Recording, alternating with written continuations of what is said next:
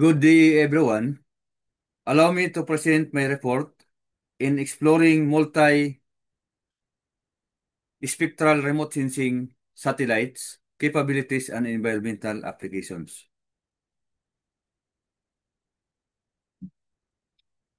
Well, I'm Engineer Jeannie B. Calot, your reporter today.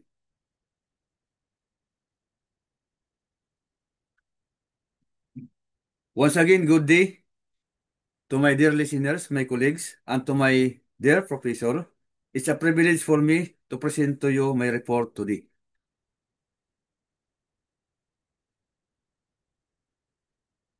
In the field of environmental engineering,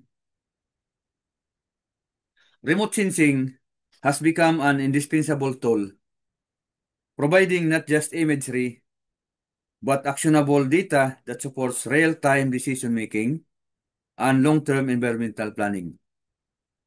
Today, I will focus on multispectral remote sensing, which captures data across multiple bands of the electromagnetic spectrum, allowing us to analyze features that are invisible to the human eye, such as vegetation stress, water quality, and urban heat islands. The objective of my presentation is to deepen our understanding of how multispectral remote sensing enables environmental monitoring and policy making by examining key Earth observation satellites, their sensor characteristics, and practical applications in environmental engineering. By definition, multispectral remote sensing capturing images in multiple discrete bands across the electromagnetic spectrum, typically 3 to 15 plus. It focuses on visible near-infrared (NIR) and short-wave infrared (SWIR) data used to analyze surface materials and environmental conditions. Before we dive deeper into multispectral remote sensing and its environmental applications, let me provide a brief refresher to the four core types of resolution in remote sensing, which fundamentally influences data quality and utility. First, the spectral resolution, which refers to the number and width of wavelength bands that a sensor can capture. For example, sensors with narrow, multiple bands, especially in the visible near-infrared (NIR) and short-wave infrared (SWIR), are essential for detailed vegetation or water quality analysis. Next, the spectral resolution defines the ground size of the smallest object a sensor can detect. Higher spatial resolutions, such as 10 meters or finer, are crucial when monitoring urban expansion, riparian zones, or small-scale environmental changes. Next, the temporal resolution. It is the frequency at which a satellite revisits and captures data for the same location. A 5-day revisit, for example, such as with the Sentinel-2 constellation, greatly enhances our ability to track dynamic environmental events like flood or algal blooms. Lastly, the radiometric resolution determines a sensor sensitivity to subtle differences in energy or reflectance. A higher radiometric resolution like 12 to 14-bit allows for finer discrimination of surfaces features, particularly important in applications like drought assessment or vegetation stress detection. Understanding these resolutions allows us to match the right satellite system with the environmental questions we are trying to answer.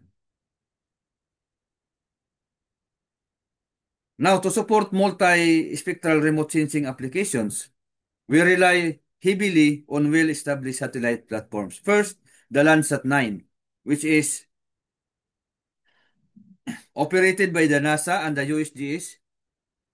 The NASA means the National Aeronautics and Space Administration, and the USG is the US Geological Survey.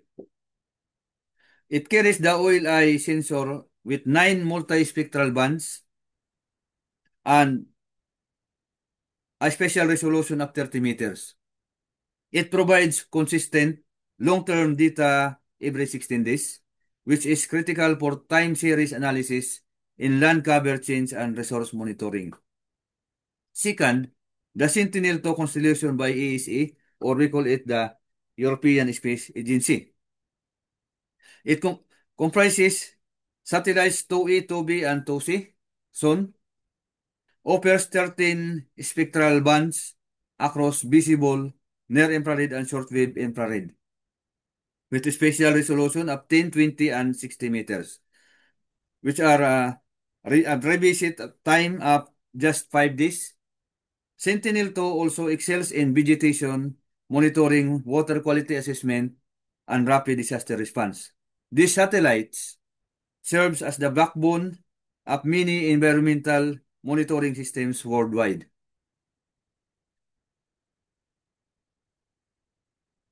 Now, let's turn to Earth observation missions led by the Philippines. First, we have the MULA or the MULA, developed by the PhilSA. Once again, the Philippine Space Agency. It captures data in 9 spectral bands across the visible and near-infrared regions with a spatial resolution of about 5 meters. It offers tasking base revisit, which makes it highly adaptable for localized monitoring needs such as disaster response and coastal assessment. Next, we have the Diwata 2 by the DOST-STI PhilSA, jointly developed by these two agencies. It carries multiple sensors including the High Precision Telescope HPT, Spaceborne Multispectral Image SMI, and Wide Field Camera WFC. Depending on the sensor, it offers resolution ranging from 3 to 80 meters with about 2 revisits per day, ideal for frequent environmental observations. Lastly, we have the Diwata 1, the country's first microsatellite that also features sensors across 4 spectral bands. In its SPT, achieves 3-meter resolution while SMI and WFC offer coarser but broader coverage. Despite its smaller form, it proved valuable in applications like vegetation monitoring and post-disaster assessments. These missions highlight the growing capacity of the Philippines in space-based environmental monitoring. Now, one of the most fundamental applications of multispectral remote sensing is land cover classification. Using spectral signatures from different bands, we can accurately distinguish between urban areas, forests, agricultural zones, and water bodies. This is essential for mapping land use and monitoring spatial development over time. A widely used index is the NBDI, or the Normalized Difference Vegetation Index, which leverages red and near-infrared bands to detect healthy vegetation. It's a quick and effective way to assess vegetative cover at large scales. These capabilities support land use planning, ecosystem and monitoring, and change detection, which are critical in environmental impact assessments and sustainable development planning.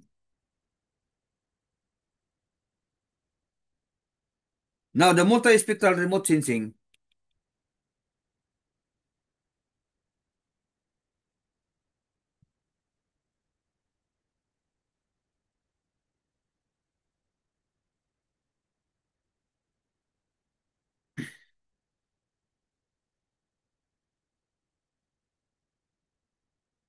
Multispectral remote sensing is highly valuable for monitoring water quality. Reflectance patterns in the blue, green, and red bands are correlated with parameters such as turbidity, chlorophyll, concentration, and suspended sediments.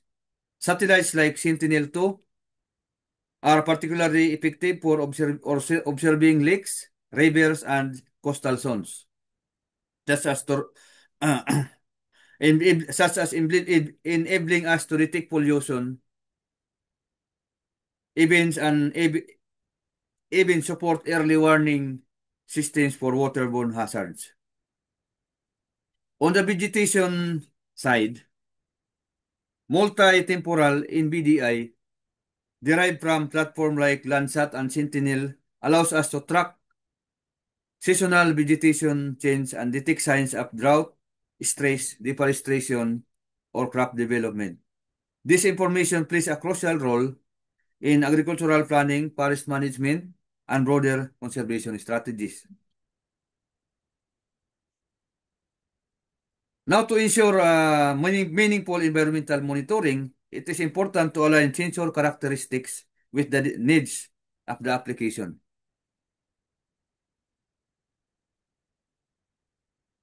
A high spectral resolution enables us to discriminate subtle surface features, for example, distinguishing plant species or identifying algal blooms. High spatial resolution is critical for detecting fine-scale features such as small settlements or encroachment in protected areas. Meanwhile, sensors with frequent temporal revisit are key for tracking rapidly changing events like flooding or vegetation phenology. Lastly, high radiometric resolution allows detection of subtle reflectance differences, making it possible to identify early signs of crop stress or vegetation degradation before they become visible. These characteristics determines the reliability and responsiveness of remote sensing and environmental engineering applications. To summarize, multispectral Earth observation satellites that provide essential data that underpin informed environmental decision making, we've seen that the effectiveness of remote sensing depends heavily on selecting sensors with characteristics that match specific application needs. Whether it's spectral detail for vegetation analysis, spatial resolution for urban mapping, or revisit frequency for monitoring change. Ultimately, these tools support critical functions in sustainable development, evidence-based policy, and disaster preparedness and response, strengthening our capacity to manage complex environmental systems. For completeness, this slide lists the key scientific and institutional references that inform the data and these insights presented through this report. And these are the basis for the development of this presentation. Sources includes like NASA, ESA, PELSA, peer-reviewed literature, and remote sensing technical documentation from platforms like Landsat, Sentinel-2, MOLA, and the Diwata series. These references ensure the technical accuracy and credibility of the information shared with you today. Now, in closing, multispectral remote sensing continues to be a cornerstone of modern environmental engineering, providing actionable data for planning, monitoring, and sustainable decision making. As sensor of technologies evolve, our ability to understand and respond to complex environmental challenges becomes increasingly precise and impactful. Thank you everyone for your attention, and I welcome your questions, insights, or further discussion. Thank you so much, and once again, good day, everyone.